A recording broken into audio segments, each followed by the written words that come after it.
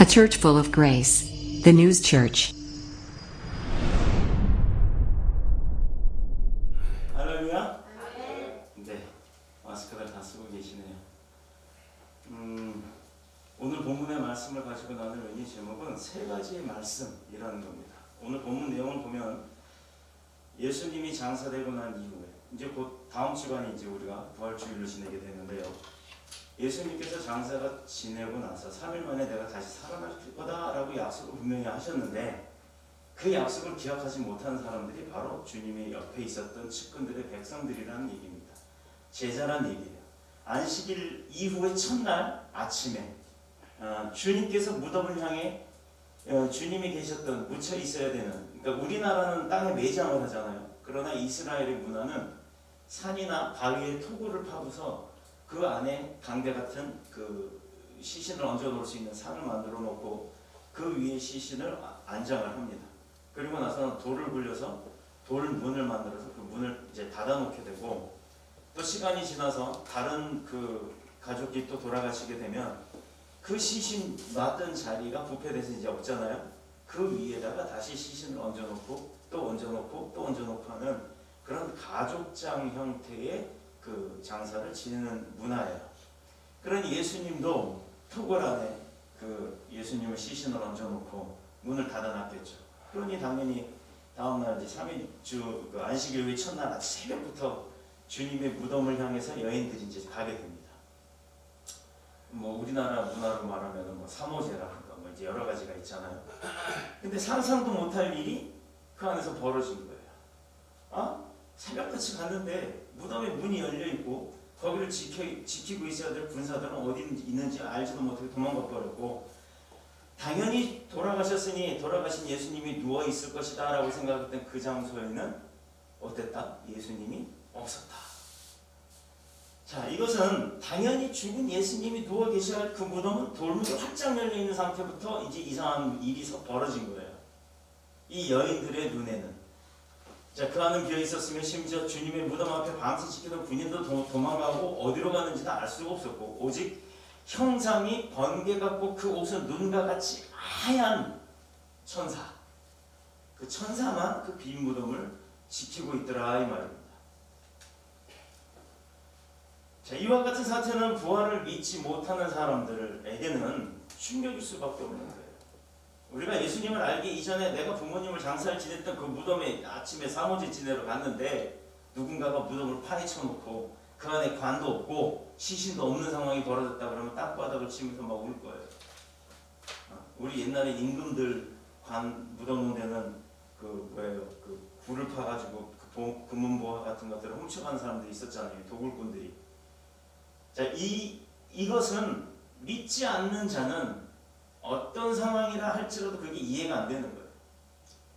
그러나 그 자리를 지키고 있던 천사가 전하는 말은 무엇이었어요? 하울링이 조금씩 나는 것 같은데 여기 우선 한번 조금만 내려주세요. 네. 오늘 그 세 가지가 어떤 말씀이었는지, 그 여인들에게 들려졌던 그 세 가지의 천사의 말씀이 무엇인지를 알아보고자 합니다. 자, 첫 번째, 두 번째, 세 번째. 결론은 세 번째 말씀을 다 전하면 예배가 끝난다는 얘기예요. 이제 첫 번째 전한 그 말씀은 너희는 무서워하지 말라 이 말이에요. 아니, 왜 시신, 내가 사랑했던 사람, 내가 아꼈던 사람, 내가 존경했던 사람의 시신을 보러 갔는데 그 시신이 없어졌으니까 놀랬을 거 아니에요. 그랬더니 첫 마디가, 그 옆에 있던 천사가 첫 마디로 무서워하지 마라, 놀라지 마라. 많은 사람들이 그 십자가의 복음을 믿으면요, 여러분들도 마찬가지고 저도 마찬가지고 또 이 방송을 지금 보시는 분들도 마찬가지예요. 조금 전에 뭐 모니터링을 한번 해보니까 한순간에는 뭐 한 30명 정도 우리 방송을 보고 계시더라고요. 어떤 분들인지 모르겠어요. 지금도 아마 보고 계시는 것 같아요. 첫 번째 이 말씀의 내용이 뭐냐? 무서워하지 마라, 두려워하지 마라. 우리가 신앙생활을 하고 믿음생활을 한다고 하는 사람들이 다 예배를 드리고 있어요. 그런데 대부분의 사람들의 문제는요, 예수님을 알고 믿고 그리고 또 교회 예배에 열심히 출석을 하면서 실상은요 내 생활에 있어서 다가오는 어려움이나 불편함이나 고통들을 가지고는 다 두려워하고 산다는 거예요. 아니 믿음 좋은 사람, 예배를 드리고 또 예수님이 내 힘이 되고 내 능력자가 된다는 걸 알면서도 그걸 알고 있음에도 불구하고 막상 내 현실에 어려운 어떤 문제가 생기면 그 문제가 해결되지 않으니까 두려워한다라는 거예요.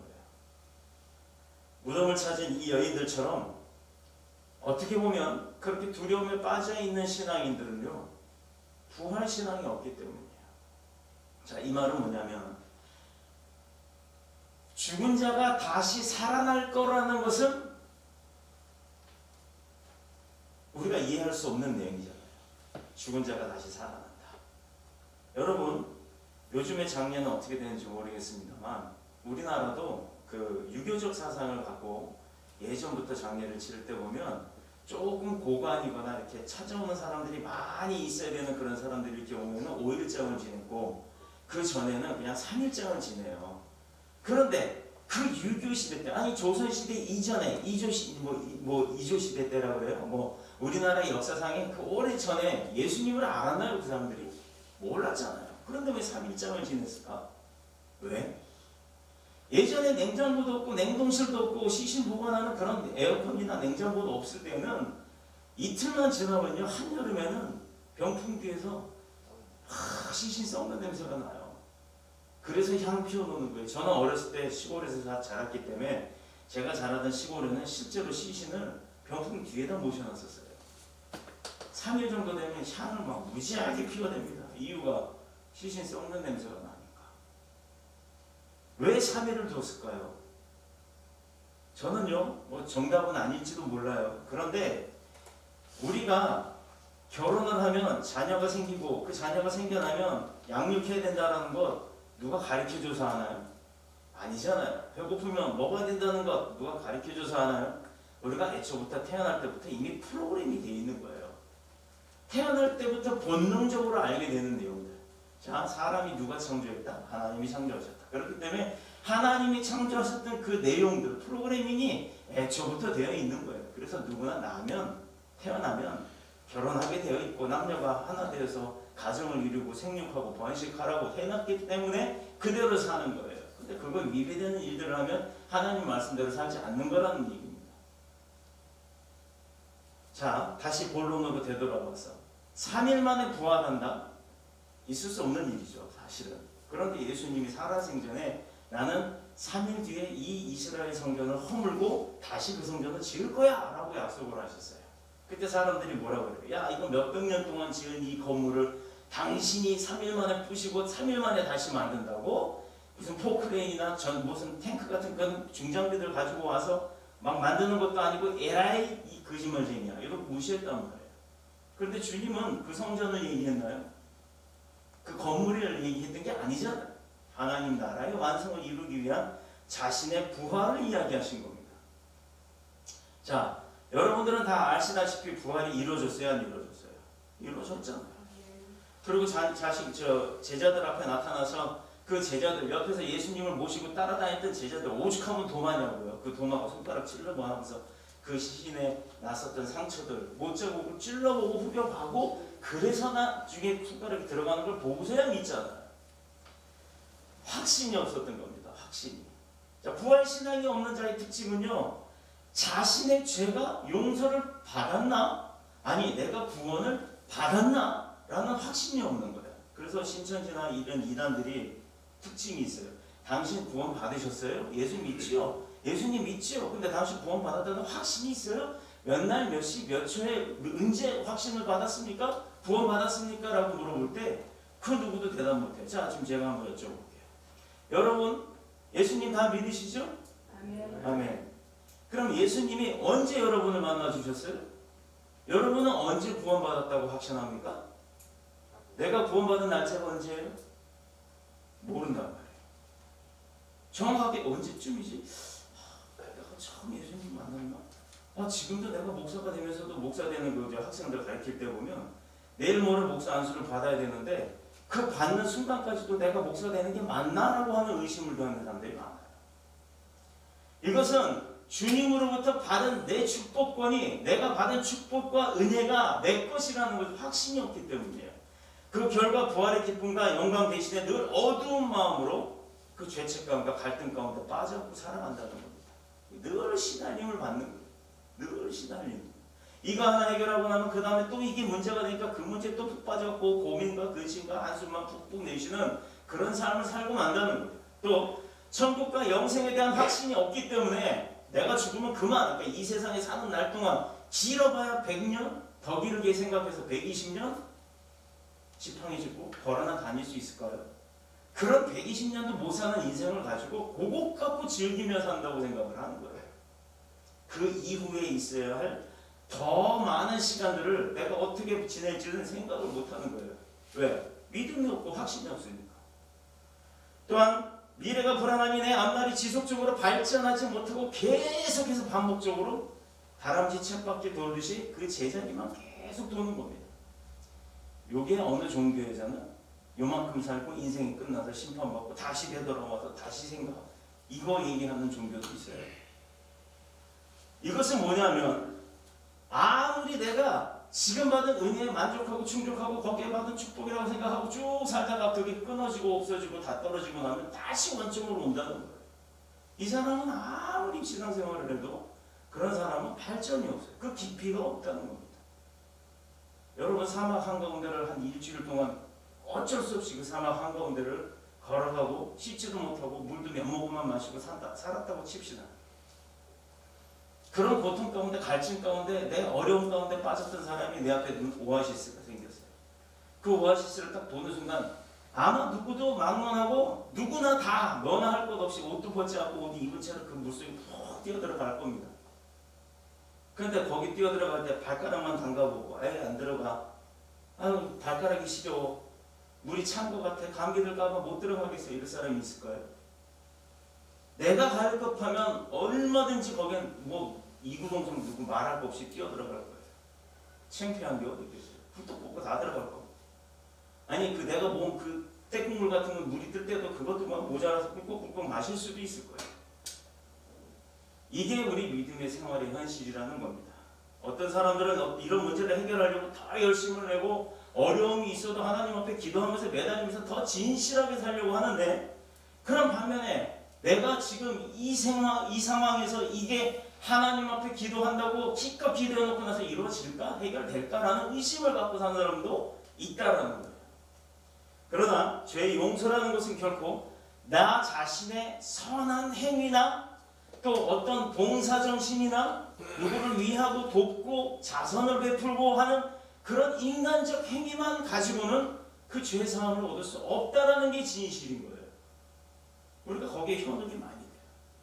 착한 일 많이 하고 베푸는 일 많이 하고 내가 뭔가 남을 위해서 선한 일을 많이 했다는 건 자기 자신의 안위, 자기 스스로의 위로일 뿐이지 하나님께서 말씀하신 그 죄악의 용서함을 받는 것은 오로지 예수 그리스도를 믿고 이 죄사함을 받을 때만이 이루어지는 거예요. 그것을 내 행위로 안위하려고 하는 나 자신의 행위로 만족하는 것은 잘못된 거라는 겁니다. 성경 어디에도 그런 말이 나오지 않아요. 그런데도 마치 그게 진실인 것처럼 하고 사는 사람들이 너무 많다는 거예요. 오직 날 위해 죽으셨다가 다시 사신 예수 그리스도를 믿는 그 믿음만이 용서함을 받을 수 있는 것입니다. 자, 하나 여쭤볼게요. 믿음이 뭐라고요? 그렇죠. 나 자신이 바뀌어가는 거예요. 믿음은 누구? 예수 그리스도를 믿는다는 것은 그분을 알고 그분을 믿고 그분이 한 일들을 말씀하신 것들이 이루어진다는 것을 믿는 것, 그거는 사전적 의미예요. 주님을 우리가 알고서 믿는다는 것은 과거의 것의 모습에서 주님을 알고 난 다음 이제부터의 내 모습은 바뀌어간다는 겁니다. 예전에 내 모습은 버리고 새 사람이 되는 거예요. 과거의 모습은 버리고 정말 현실적으로 하나님 말씀대로 살아가는 진실된 삶을 살아가는 모습으로 바뀌어가는 것이 믿음인 거예요. 그렇다 그러면 교회 아무리 열심히 나와도 내가 바뀌지 않으면, 변화되지 않으면 그 믿음은 옳은 믿음이 될 수가 없다는 거예요. 주님을 알고 주님의 모습을 알았으니 주님이 어떻게 살았는지를 내가 보고 그 모습을 따라가고자 노력하는 것이 바로 믿음의 본질이라는 거예요. 주님이 하신 일이니까 나는 거기에 발만 담그고 그 흉내만 내고 살아도 나는 주님이 선택한 사람이니까 물론 선택한 건 맞아요. 죄사함 받은 거 맞습니다. 천국 가는 거 맞습니다. 그런데 누구는 천국을 열심히 믿고 가고 누구는 대충 믿고 가고 나중에 천국에서의 결과는 우리는요 상급이라고 얘기를 하죠. 상급. 이 땅에 살면서 그가 어떻게 믿음 생활을 했고 어떻게 살아왔는지에 대한 그 결정이 하늘의 상급으로 쌓인다라고 표현을 합니다. 우린 그걸 알아야 돼요. 그러므로 부활신앙이 없는 사람은 세상살이가 불안할 수밖에 없고 미래가 더 불안하고 예수님 지금도 과연 살아계신가? 라고 하는 의심이 생길 수밖에 없는 겁니다. 사도 야고보가 말씀하기를 야고보서 1장 6절에서 8절의 말씀이에요. 제가 읽을게요. 의심하는 자는 마치 바람에 밀려 요동하는 바다와 물결 같으니 이런 사람은 무엇이든지 주께 얻기를 생각하지 말라. 무엇이든지 주님 앞에 얻기를 생각하지 말래요. 왜? 두 마음을 품어 모든 일에 정함이 없기 때문입니다. 내 마음에는 주님이 살아계신다. 그러니 주님이 하자고 하는 대로 내가 믿고 따라가야 된다. 그분이 부활하신 분이다. 그분이 이 땅을 다스리신 분이다. 이 죄악을 용서하신 분이다라는 믿음과 확신이 있다면 그분의 말씀을 따라가는 거예요. 몸은 생각은 그렇게 하는데 몸은 딴 데가 있다는 거예요. 이런 사람은 구하지 말래요. 구해봤자 안 주신다는 거죠. 자, 그렇다 그러면 믿음 생활을 어떻게 해야 되는 거예요? 하나님을 따른다는 것, 주님을 섬긴다는 것, 내가 복음 생활을 갖는다는 것, 하나님의 말씀을 내 품에 안는다는 것, 이것은요 그 말 그대로예요. 내가 주님의 모습처럼 바뀌어가야 되는 겁니다. 하나도 바뀌지 않고 말로만 행동으로만 아무 의미 없습니다. 그렇습니다. 확신이 없는 신앙, 이것은요 주님이 부활하셨음에도 불구하고 그 주님이 살아계신 주님으로 믿음이 생기지 않는다면 보세요. 내 옆에 우리 형제처럼 사시던 주님이 내가 지금 12제자 중에 한 사람이라고 생각해보자고요. 내가 항상 주님을 따라서 3년 동안 먹고 자고 다 하면서 그렇게 3년 동안 지내면서 봤던 주님이 어느 날 갑자기 돌아가시게 됐어요. 그것도 죽임을 당합니다. 그런데 두렵죠. 순간적으로 나 당신 몰라요 라고 나 저 사람 몰라요 라고 한 사람도 있어요. 심지어 팔아먹은 사람은 목매 죽었잖아요. 그런 일이 있었던 12제자도 주님이 돌아가시고 나서 3일 이후에 부활하셨다 했을 때 부활의 증거의 장면을 누가 봤냐 이 말입니다. 12제자가 봤어요? 자, 어떤 여인들이 갔습니까? 마리아하고 오늘 본문에 가서 천사가 이야기했을 때 그 이야기를 들은 그 두 여인이 누구예요? 마리아 또 다른 마리아. 이 두 여인이 갔단 말이에요. 왜 12제자는 안 가고 그 두 여인이 갔냐 이 말입니다. 그래서 교회 안에 여자들이 많아요. 여성들이. 귀가 더 빨리 열리거든. 남성들이 많지 않아요. 왜 그러느냐? 교회 가면 담배 피지 마라, 술 먹지 마라, 뭐 하지 마라 이런 하지 마라가 많거든. 근데 남자들은 사회생활 하니까 하고 싶은 일이 더 많잖아요. 그러니 그거 하고 싶은 일을 중지해야 하는 어려움도 있을 뿐더러 조금은 귀찮은 것도 있어요. 의심도 가고 여러 가지 문제점이 내 자아가 강한 게 여성보다 남성이 강한 편이 많기 때문에 그래요. 근데 카톨릭은 제가 카톨릭 신자였었기 때문에 이야기를 합니다만 카톨릭 성당에 가보면요 남자 여자 이렇게 나눠 앉아요. 그런데 거의 비등비등해요. 왜 그럴까요? 거기는 하지 마라가 거의 없어요. 대부분 네 탓이 아니라 내 탓이라고 해요. 그럼 삶도 내 탓이 돼야죠. 나 때문에 잘못한 거야. 나 때문에 이런 일이 벌어진 거야. 내가 잘못해서 이 일이 생긴 거야. 그러니까 내가 잘해야 돼 라는 생각을 하는 게 맞죠. 그런데 보면 주차난 때문에 싸우는 거 보면 난리가 아니에요. 똑같습니다. 어디든. 자, 어느 종교를 이야기를 하자는 게 아니에요. 중요한 것은 여전히 무덤가에서 예수님의 시신만을 찾고 있었던 그 여인들의 모습이라는 겁니다. 확신이 없었기 때문에 그 여인들을 비하하는 게 아니고 그 상황을 잘 보자는 얘기예요.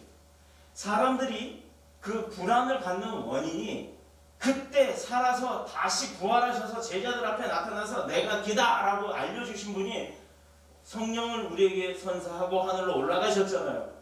근데 올라가신 분 우리가 못 봤다고 해서 지금 믿지 않는 확신이 없어 하는 그 모습의 사람들이 부활하신 예수님의 무덤가에 가서 부활하신 주님을 찾는 게 아니라 옆에 앉아있는 천사가 있음에도 불구하고 그가 주님인지도 모르고 그 세 가지에 두려워하지 마라. 나머지 두 가지 이야기 또 나오겠습니다만 그 두 가지 이야기, 세 가지 말씀을 다 전해준 그가 예수님이라는 것도 알지 못했다는 거예요.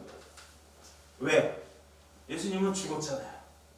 죽은 시신이 없어진 것 이외에는 더 다른 그 이후의 주님의 말씀은 생각나지 않았던 거예요. 그 눈앞에 보여지는 그 현실이 두려웠기 때문에 누가 주님의 시신을 훔쳐갔느냐? 이것만 따졌던 겁니다. 요한복음 14장 1절에 너희는 마음에 근심하지 마라. 우리 보고 마음에 근심 갖지 말라고 얘기를 하세요. 하나님을 믿으니까 또 나를 믿어라. 누구요? 주님을 믿으라는 얘기예요. 성령님을 믿으라는 얘기예요. 하나님을 믿으라는 얘기예요. 이 얘기는 근심거리가 우리에게 있잖아요. 우리에게 있는 이 근심거리 우리가 믿기만 하면 이루어 주신다는 거예요. 해결해 주신다는 말씀이에요. 이게 이렇게 말씀을 성경을 통해서 해 주시는데도 불구하고 우리가 그걸 잘 안 믿어. 그러니까 안 이루어지는 거예요. 우리가 근본적으로 죽음이 두렵지 않은 것은요, 부활신앙이 있기 때문이에요. 우리는 육신은 죽어요. 그러나 영은 살아서 다시 주님의 그때 우리는 불림을 받을 겁니다. 근데 뭐가 두렵습니까? 이 여자들처럼, 이 여인들처럼 누가 예수님의 시체를 훔쳐갔다라고 생각을 했다면 이것은 너무도 불안한 거죠. 말씀으로 이루셨던 분이 말씀으로 다시 부활한다고 했는데 부활하기 이전에 시신이 없어진 것만 가지고 난리를 난 거예요. 과정이잖아요. 우리 여기 안영구 성도님들 계시는데 안영구 성도님들 사업을 하잖아요. 사업을 하다 보면 계획이 있고 그 계획이 사람들로 인해서 안 이루어질 때가 많아요. 그런데 참 회장님은 회장님이다 라는 생각을 했어요. 이게 하나가 안 되면 옆에 주변 사람들은 바글바글 난리가 나옵니다. 뭐 때문에 안 됐다고 이거 왜 어떻게 되냐 그럼 어떻게 해야 되냐 막 이런 근심을 하는데 기다려봐 이 말 한마디면 끝이에요. 뭘 기다렸을까요? 그 이후에 이루어질 일들을 기다리는 거예요. 내심 마음에 두려움이 없었겠어요? 마음에 근심이 없겠습니까? 그러나 확신을 가지고 있는 게 있어요. 이루어질 것이다 라는 그 확신이 있기 때문에 기다려봐 라는 이야기가 나오는 거예요. 주님도 우리한테 말씀하십니다. 근심하지 말라. 왜? 내가 그 일들을 이루어 줄 거니까. 이렇게 이야기하시는 거예요. 남의 이야기가 아니에요. 우리에게 하시는 말씀입니다. 시체가 없어진 그 빈 무덤이 곧 예수 부활이 이루어졌다라는 그 사실은 생각을 못하고 있어야 할 내 머릿속의 지식, 있어야 할 내 머릿속의 경험, 있어야 할 내 상식이 주님의 시신이 없어진 것만 봤다라는 거예요. 예수님의 무덤이 비어있다는 것은 결코 슬퍼하거나 불안해야 할 일이 아니었던 겁니다. 평상시에 주님께서 내가 죽은 이후에 3일 만에 부활할 거야 라고 얘기했던 걸 그걸 기억하고 믿었다면, 확신했다면 딱 보는 순간 야 주님이 부활하셨구나 할렐루야 하고 쫓아나왔어야 되는 거예요. 그런데 그게 아니라 불안해했다. 도리어 믿는 자들에게는 영광이 되어야 되고 기쁨이 되어야 되고 또 죄로 말미암아 죽음과 저주로부터 우리가 그것을 이은 승리의 사건이니까 우리는 그게 아주 행복하고 기뻐해야 되는 아주 센세이션한 일이어야 되는데 그것을 눈앞에 보였던 상식으로만 기억으로만 어렵고 두려운 상황으로 몰아갔던 겁니다. 자, 과연 우리가 세상에서 당하는 역경, 손해, 억울함, 고난 얼마나 많아요? 많죠? 되게 많죠? 우리가 상상하기도 어려울 정도로 많이 옵니다. 그런데 이 모든 일들을 부활신앙이라는 확신을 가지고 통해서 본다 그러면 도리어 그 어려움은 지금 내가 겪는 어떤 성장 단계에 있는 어떤 다져가는 단계에 있는 뭐라 그럴까요? 손해나 역경이 아니라 오히려 축복이 되는 줄로 믿습니다.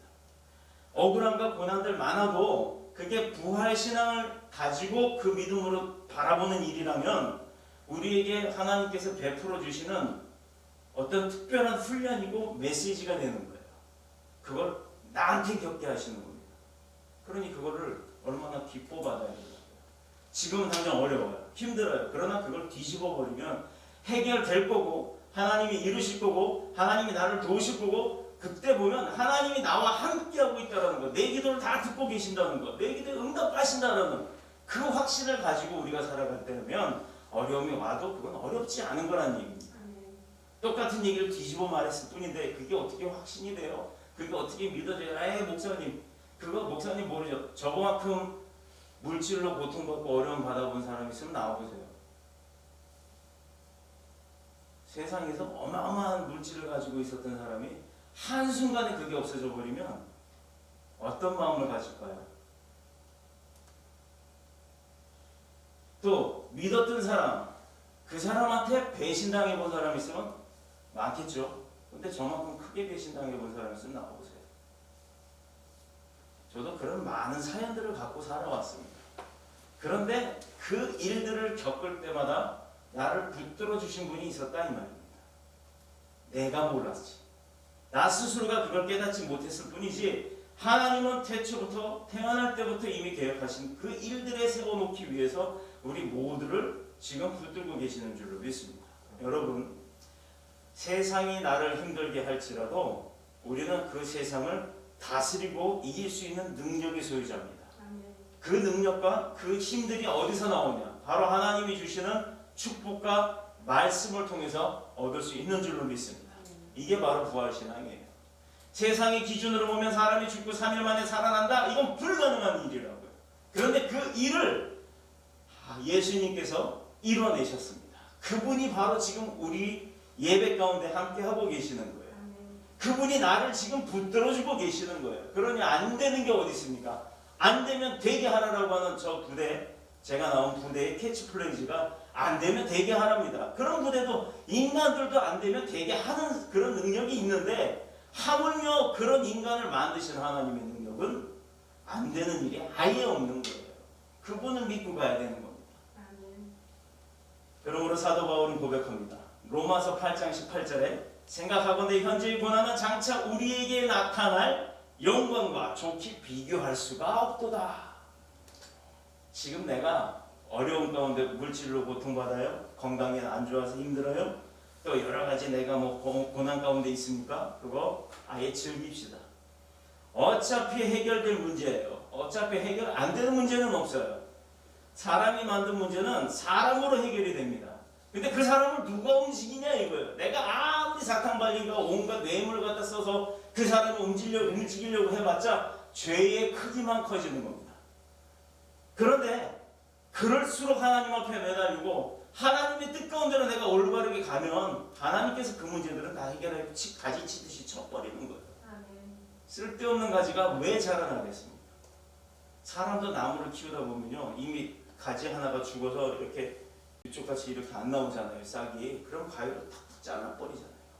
왜? 나머지 가지가 잘 자라요. 지금까지 나를 괴롭히는 질병, 또 부활의 주님을 믿는 부활신앙 앞에서는 결코 더 이상의 고통이 될 수 없음을 믿으시길 축복합니다. 모든 질병에서 이미 이 말씀이 내 가슴에 심어지는 그 순간부터 해결되고 해방되어진 줄로 믿습니다. 우리가 만난 큰 실패 결코 저주거리가 될 수가 없는 거예요. 그 실패는 오히려 우리가 그걸 바꾸는 거예요. 훈련으로 바꿔버리면 다음엔 그 실패하지 않습니다. 다음엔 그런 배신당하지 않아요. 다음엔 그렇게 물질 써서 고통받지 않습니다. 이게 훈련인 거예요. 그 이후에는 내가 성장해 가는 겁니다. 억울한 일도 원통한 일도 분한 일도 부활신앙 앞에서는 더 이상 우리를 괴롭힐 수 없음을 믿으시길 축복합니다. 죄와 죽음의 사망 권세를 이긴 이 부활신앙, 우리의 삶 모든 현장에서 일어나는 이 선악간의 모든 것들은 영광스럽고 복된 것으로 변화시키는 능력이 있기 때문입니다. 그게 바로 누가복음 24장 5절에 보면 어찌하여 산자를 죽은 자 가운데서 찾느냐? 라고 이야기를 하십니다. 살아있는데 살아있는 사람을 죽은 자 가운데서 찾고 있으면 되겠니? 죽은 자는 죽은 자들 가운데 있는 거예요. 산 사람은 죽은 자 가운데 있지 않고 돌아다니니까 없는 거예요. 그래서 살아있는 사람입니다. 어떤 사람들에게 기쁨이 사라지고 주님의 몸된 교회를 통해서 교회를 위한 헌신과 감사를 잃어버리는 그런 방황이 가끔 올 때가 있지요. 그것은요, 지금도 예수 그리스도를 죽은 자 가운데서 찾았기 때문이에요. 즉 예수 그리스도가 주셨던 그 평안을 세상에서 찾았기 때문입니다. 그래서 세상에서 주는 지금 잠깐의 즐거움과 행복함은 그건 평안이 아니에요. 그냥 위로가 되질 못합니다. 그냥 즐기는 즐거움일 뿐이에요. 근데 거기에 빠지면 자꾸 헤어나오기가 힘들어요. 한번 빠졌던 사람이 되돌아오기가 어려운 겁니다. 그럼에도 불구하고 세상 가운데 빠지지 아니하고 오늘 이 자리에서 예배를 드리는 여러분들이 바로 하나님이 지켜보시는 사람들. 그러나 예수님은 지금도 살아계셔서 우리 가운데 성령님으로 임재하실 뿐만 아니라 지금도 우리를 도우시고 보호하시고 우리와 더불어 세상 사람들을 맛보지 못한 크고 놀라운 은혜와 또 축복을 나눠주시는 것을 믿으시길 축복합니다. 우리가 세상이 줄 수 없는 평화, 사랑, 축복을 준다고 아까 찬양했잖아요. 자, 두 번째, 그가 여기 계시지 않고 그의 말씀하신 대로 살아났다라고 이야기를 했어요. 예수님 생전에 여러 번 예수님께서는 자기 자신의 그 부활에 대한 이야기를 하셨죠. 죽은 지 3일 만에 다시 살아난다. 그리고 그대로 이루셨어요. 문제는 그가 살아나셨다는 것이 시간적으로 보면 2000년 전에 다시 사신 사건으로 끝나는 것이 아니라 그때 사건으로 역사에 기록된 것으로 끝난 것이 아니라 지금도 동일하게 우리에게 적용이 되고 있다는 거예요. 그 살아나신 예수님께서 우리와 함께하고 계시고 그 예수님께서 우리의 기도를 들어주신다는 거예요. 지금도 동일하게 우리 가운데 살아계시기 때문에. 더 나아가서 주님의 부활하심을 장차 주님께서 심판의 주인으로 이 땅에 다시 한번 재림할 때 그때가 있을 것이다라는 약속의 말씀이 있었죠. 그러니 주님께서 분명히 죽음에서도 일어나신 분인데 죽었다가도 살아나신 분인데 내가 다시 올 거야 안 지키실까? 이 말입니다. 그 말도 지키신다 이 말이죠. 현실적으로 생각해보면 이 여인들의 빈 무덤을 보고 예수님의 부활을 믿지 못했던 것은 당연할 수밖에 없어요. 당연할 수밖에 없어요. 사람이니까. 그러나 이 세상을 살면서 이성과 지성 그리고 사회적 경험과 합리적인 사고 방식들을 통해서 어떻게 죽은 사람이 다시 살아날 수가 있겠어요? 가끔 우리 그거 나오죠. 가장 최근에는 부천의 어느 병원에서 아버지가 죽었는데 3일 만에 이제 뭐라 그래요? 그 입관 예배를 드리려고 하는데 아버지가 살아났어요. 근데 여러분 생각해보세요. 내가 사랑하는 아버지가 돌아가셨어요. 그래서 입관 예배한다고 냉동실에서 꺼내가지고 그거 팍 염하고 이럴 때까지만 더 가만히 있던 분이 갑자기 입관 예배를 드리려고 하는데 갑자기 아버지가 가슴을 퍽퍽 하더니 벌떡 일어나요. 근데 그 순간에 그 주변에 있던 사람 아이고 아버지 살아나셨네요 하고 반가워요. 안 왔나요? 죄다 도망갔어요. 죄다. 왜 내 아버지인데? 자, 여기에도 내 아버지 돌아가신 건 슬프다라는 생각이 있었죠. 아버지 죽었다 이걸로 끝났잖아요. 그런데 그 아버지가 아이고야 나 살았다 하고 일어났더니 으악 하고 다 도망간 거예요. 왜 그랬을까요? 왜? 아버지가 죽은 거는 알고는 있지만 아버지가 부활하신 거는 믿을 수가 없었기 때문에. 근데 그 할아버지가 살아났다고 뉴스에 나왔잖아요. 생각해보세요. 죽고 3일 만에 냉동실에 있던 사람이. 아니 멀쩡한 사람 냉동실에 놓으면 저체온증으로 죽어요. 1시간도 안 돼서. 근데 그걸 3일 동안 들어가 있다 심한현상까지 다 이러고 보라색이 다 됐던 사람이 갑자기 멀쩡하게 일어났으니 얼마나 놀랐겠어요. 얼마나 안 믿으면 자신놈들이 얼마나 안 믿으면 그 장모님을 갖다 벌떡 일으켜놨냐고요. 그다음부터 그 아들들이 열심히 믿음 생활을 해야 되잖아. 근데 또 안 해. 도구도 안 됩니다. 그래서 주님은 보지 않고 믿는 믿음이 그것이 더 복되도다라고 말씀을 하시는 거예요. 자, 가깝게 그게 한 2년 전 얘기죠? 2년 전 부천 성가병원에서 있었던 일이에요. 모르세요? 부천에 성가병원인가 하여튼 성모병원인가 그 병원에서 장례식장에서 일어난 일을 한 거예요. 제가 말씀드린 거예요. 저도 뉴스에서 봤어요. 근데 그런 거는 길게 안 나와. 되게 짧게 나와. 자, 어떻게 죽은 사람이 다시 살아나요? 그거 안 되죠. 그게 현실입니다. 그런데도 그런 일이 일어난다라는 거예요. 자, 그러나 말씀을 읽고 기도하며 신앙생활을 하는 가운데 성령님께서 역사하심을 내가 체험하고 아는 사람이라면 누가 보면 미친 사람처럼 보일 수는 있어도 그 사람의 마음 가운데 정말 행복함이 있을 수밖에 없다라는 겁니다. 주님과 동행하고 주님의 음성이 들린다고 하면.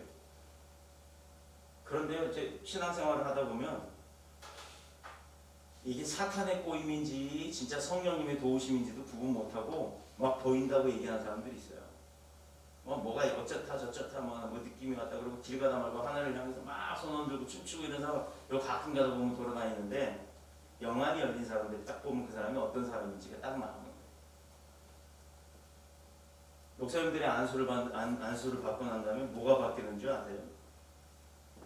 목사들이 뭐 신앙적으로 뭐 공부하고 뭐 이런 거 하니까 목사 되는 게 아니라 선택받았다는 건 사실 아까도 얘기했잖아요. 제가 강의를 하고 제자들을 키워내다 보면 내일 안수를 받아야 함에도 불구하고 목사님 교수님 제가 이거 목사가 되는 게 맞아요? 제가 지금 부르심 받은 게 맞나요? 라고 물어보는 사람들이 있어요. 종종. 그런데 안수를 딱 하고 나면 펑펑 그런 사람들이 울고 엎어지고 난리가 납니다. 그리고 나서 바로 연락이 와요. 목사님 제가 어저께 안수 받을 때요 어떤 느낌이 있었어요. 어떤 게 막 느껴졌어요. 내 몸이 그리고 뭐가 바뀌어졌어요. 그리고 막 뭐가 보이기 시작해요. 이런 일들이 벌어져요. 안수 받는다는 게 그게 그냥 안수 받는 게 아니에요. 하나님이 임재하시는 안수를 받는 겁니다. 누구 서세원 그 양반처럼 능력 있는 사람은 갖다서 되기도 전에 이미 쓰러져요. 나가 떨어져요. 그런데 그 양반 안 넘어가니까 발벌하나요. 근데 그 다음 주간에 부인을 두들겨 패고 그런 일들이 벌어졌죠. 자, 각설하고 여러분도 마찬가지예요. 성령님께서 저에게만 역사하실까요? 목사들에게만? 아닙니다. 여러분들이 믿을 때 역사하시는 거예요. 여러분들이 내가 어디 아프죠? 손대고 기도하세요. 일이 안 되면 두통이 와요. 그럼 머리에다 대고 스스로 안수하세요. 안수는 내 손을 내가 내 머리에 얹는 것 같지만 그 손을 통해서 하나님이 역사하시는 걸 믿어야 이루어지는 겁니다. 우리가 맨 앞자리가 무슨 주주라고 그랬어요? 이 앞자리에 앉으면 나 안수해 주세요라고 저는 본다고 그랬어요. 앞자리에 앉으면 기도할 때 안수할 거예요. 근데 아직 기도하는 예배를 드리지 못해서 해보진 않는 거죠. 아무리 목사가 가서 안수를 해도 이게 될까라는 의심을 갖고 있다 그러면 그 사람한테는 역사가 일어나지 않습니다. 우리 부목사님이 그래요. 목사님은 안수가 되게 짜요. 안수기도 좀 많이 해주시면 안 돼요. 본인이 원해야 하는 거예요. 안 원하면 아무것도 안 이루어지는 거예요. 그러고 나서 하는 말이 저 목사님 능력 없나 봐. 그런 소리 듣기 싫어요. 내가 아니라 나를 통해서 하시는 하나님이 능력 없는 게 돼버리잖아요. 그래서 안 하는 거예요. 원하시면 해드립니다. 본인이 원할 때 합니다. 그래서 우리가 믿어야 하는 거예요. 영원 구원을 위해서도 지금까지도 역사하시는 분은 하나님이시라는 거예요. 자, 세 번째. 또 무슨 말씀을 그들에게 했어요? 빨리 가서 너네가 지금 봤지? 부활하신 거 봤지? 죽은 자 가운데 있는 게 아니라 살아나신 곳에 가 있어야 되는 거야. 주님 살아나셨어. 부활했어. 그러니까 그 다음에 세 번째로 뭐냐? 빨리 가서 전해라. 누구한테? 12사람. 12제자들 모이는 거예요. 맨날 보고 지지고 묻고 같이 붙어서 살던 사람 그 12제자한테 가서 이야기하라. 그들의 제자들에게 이르라 라고 이야기합니다. 빨리 가서. 이제는 더 이상 시신이 없어진 그 무덤가에서 한탄하고 있지 말고 빨리 이 무덤을 떠나서 가서 전파하라 이거예요. 알리라 이겁니다. 이유가 뭐냐? 이곳에는 더 이상 예수님이 계시지 않기 때문이에요. 예수님이 살아나셨다는 걸 빨리 가라. 그 얘기는 뭐겠어요? 그 얘기만 알고 놀래라가 아니라 예수님이 너네한테 이제 올 거라는 걸 알고 준비하라는 거예요. 예배에 뭐 하러 나오세요? 예배 담임 목사한테 눈도장 찍으려고 나와요? 온라인으로 드려도 되잖아요. 온라인으로 드려도 보니까 나와 있네요. 여기 지금 몇 명이나 누가 보고 계세요? 보고 계시는 분들 여기 채팅 그게 올라오거든요. 채팅이 아니라 몇 명이라고 지금 뭐 있어요. 2명인가 있어요. 지금은. 보세요.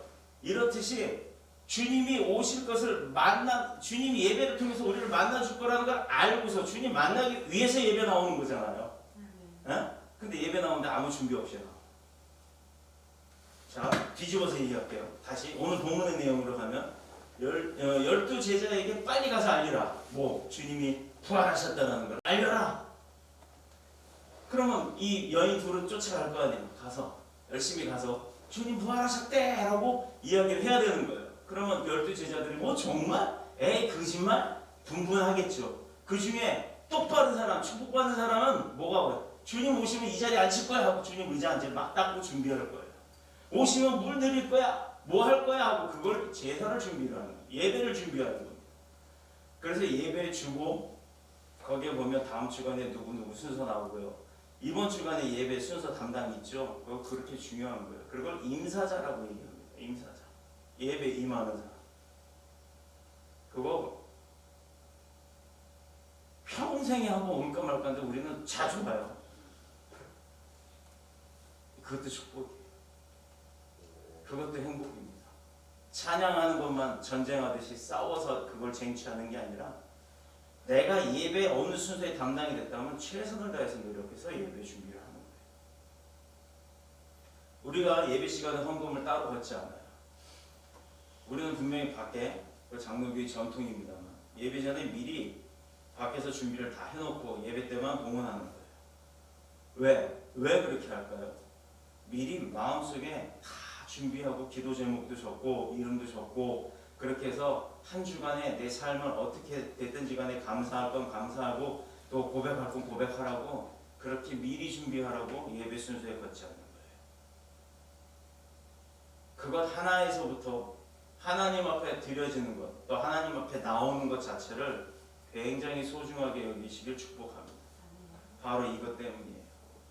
가서 전하라. 뭘 전하라? 주님이 곧 니들에게 올 것이다. 더 중요하고 급박한 이유가 바로 그 제자들에게 달려가서 전파해야 하는 사명을 알려줘야 되기 때문이에요. 참된 부활의 신앙은 증거함으로 확증되는 겁니다. 내가 부활의 신앙, 내가 알았어, 봤어, 너 봤냐? 했을 때 찾아보셨어요? 더뉴스 복음교회 유튜브에서 봤냐? 제목이 있어요. 봤냐? 금요 철야 예배 중에 봤냐라고 말씀이 전해진 게 있어요. 한 번씩 찾아보세요. 그걸 보게 되면 어떤 확신이 생기는지를 알게 될 겁니다. 주님이 부활하신 걸 본 사람들이 너 봤냐라고 할 수 있는 거예요. 주님이 부활하신 걸 보지 못했으면 그때는 의문으로 가는 거예요. 봤냐? 하고 물어보는 거예요. 근데 내가 본 사람은 너 봤어? 이렇게 이야기가 되는 거예요. 똑같은 단어인데도요. 똑같은 단어를 사용하는 사람들이 다르다라는 겁니다. 부활신앙이란 부활의 메시지를 가진 자가 그 부활신앙이 어떤 것인지를 알고 있는 자가 나만 알고 있으면 그건 소용이 없는 거예요. 내 형제 자매에게, 내 이웃에게, 내 부모에게, 또 내 사촌들 간에 이웃에게 모르는 사람에게라도 전해야 될 의무가 그래서 오는 겁니다. 즉 예수님께서 죄인들을 위해 십자가에 죽으시고 3일 만에 부활한 사건 아무도 안 믿는다고요. 그 안 믿는 사건이 이루어진 걸 나는 알잖아요. 그러니 그 사건이 진실이라는 것, 그런 분이 우리를 돕고 있다는 것, 이걸 전하는 거예요. 그래서 우리 교회 마지막 여기 뜨는 게 뭐예요? 부자 됩시다예요. 왜? 세상 사람들은 그걸 제일 중요시 여기고. 그러면 세상 사람들이 원하는 걸로 접근해 주는 게 좋아요. 여러분들 다 부자 되시길 축복합니다. 부자가 돼야 되는 거예요.